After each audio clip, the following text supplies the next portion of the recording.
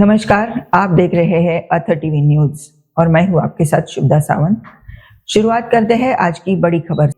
राजधानी दिल्ली का जंतर मंतर एक बार फिर सुर्खियों में है। आज सीजेपी के प्रदर्शन के दौरान हालात उस समय तनावपूर्ण हो गए जब प्रदर्शनकारियों और पुलिस के बीच झड़प की खबरें सामने आई। प्रदर्शनकारी अपनी विभिन्न मांगों को लेकर जंतर मंतर पहुंचे थे। देखते ही देखते मौके पर भारी भीड़ जमा हो गई, जिसके बाद स्थिति को नियंत्रित करने के लिए पुलिस ने अतिरिक्त सुरक्षा बल तैनात कर दिए। प्रशासन ने सुरक्षा व्यवस्था को और मजबूत करते हुए आसपास के इलाकों में बैरिकेडिंग की तथा यातायात को भी कुछ समय के लिए प्रभावित किया गया। पुलिस अधिकारियों ने लोगों से शांति बनाए रखने और अफवाहों पर ध्यान न देने की अपील की है। वहीं प्रदर्शनकारियों का कहना है कि वे अपनी मांगों को शांतिपूर्ण तरीके से सरकार तक पहुंचाना चाहते हैं। फिलहाल स्थिति पर प्रशासन की लगातार नजर बनी हुई है और सुरक्षा एजेंसियां हर गतिविधि पर कड़ी निगरानी रख रही है।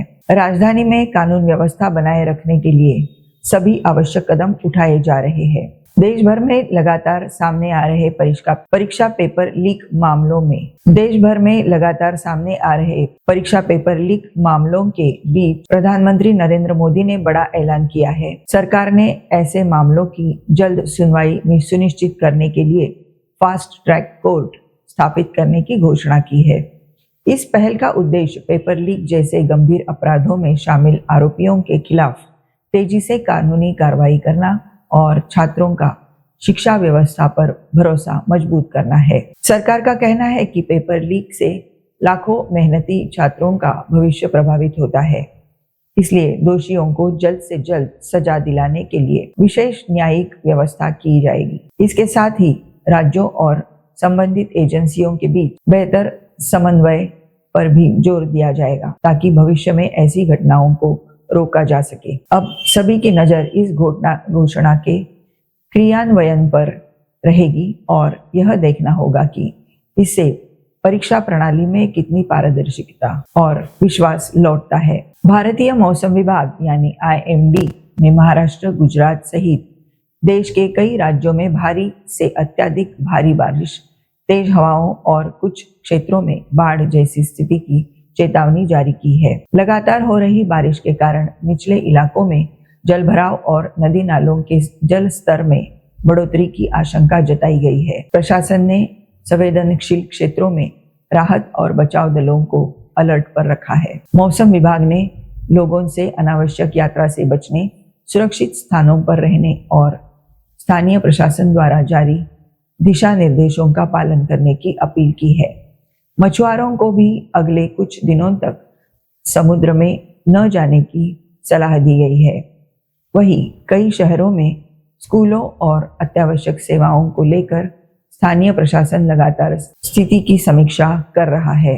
कॉमनवेल्थ गेम्स 2026 का आज से भव्य आगाज हो गया है। खेलों के पहले दिन ही भारत सहित कई देशों के खिलाड़ी विभिन्न प्रतियोगिताओं में अपना दमखम दिखा रहे हैं। भारतीय खिलाड़ियों से भी शानदार प्रदर्शन और पदक जीतने की उम्मीद जताई जा रही है। पहले दिन कई भारतीय एथलीट अलग अलग स्पर्धाओं में उतर रहे हैं, जिन पर पूरे देश की निगाहें टिकी हुई है। कॉमनवेल्थ गेम्स दुनिया के प्रमुख बहु खेल आयोजनों में से एक है, जिसमें राष्ट्रमंडल देशों के खिलाड़ी हिस्सा लेते हैं। भारत का इस प्रतियोगिता में हमेशा से मजबूत प्रदर्शन रहा है और इस बार भी देश को अपने खिलाड़ियों से बेहतर प्रदर्शन की उम्मीद है। खेल प्रेमियों में भी इस आयोजन को लेकर खासा उत्साह देखने को मिल रहा है। ऑस्ट्रेलिया में रहने वाले भारतीय नागरिकों और वीजा आवेदकों के लिए राहत भरी खबर सामने आई है। भारतीय पासपोर्ट, वीजा और काउंसलर सेवाएं नए सेवा केंद्रों के माध्यम से फिर से शुरू कर दी गई है। इससे पासपोर्ट नवीनीकरण, नए पासपोर्ट के लिए आवेदन, वीजा सेवाओं और अन्य काउंसलर सुविधाओं का लाभ अब पहले की तरह लिया जा सकेगा। भारतीय उच्चायोग ने बताया है कि नई व्यवस्था का उद्देश्य सेवाओं को अधिक तेज, सुविधाजनक और सुचारू बनाना है, ताकि ऑस्ट्रेलिया के विभिन्न शहरों में रहने वाले भारतीय समुदाय को बेहतर सुविधा मिल सके। नई सेवा व्यवस्था के लागू होने से लंबित आवेदनों के निपटारे में भी तेजी आने की उम्मीद जताई जा रही है। अब उम्मीद की जा रही है कि इस पहल से भारतीय समुदाय को राहत मिलेगी और आवश्यक दस्तावेजों से जुड़े कार्य पहले की तुलना में अधिक आसानी से पूरे हो जाएंगे। आज पूरे देश में राष्ट्रीय प्रसारण दिवस मनाया जा रहा है।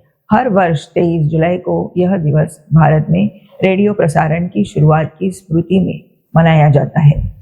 इसी दिन वर्ष 1927 में भारत में संगठित रेडियो प्रसारण की शुरुआत हुई थी, जिसने आगे चलकर देश में सूचना, शिक्षा और मनोरंजन के क्षेत्र में नई क्रांति का मार्ग प्रशस्त किया। समय के साथ रेडियो से लेकर टेलीविजन और अब डिजिटल प्रसारण तक भारत के मीडिया ने करोड़ों लोगों तक तेज और विश्वसनीय जानकारी पहुंचाने में महत्वपूर्ण भूमिका निभाई है।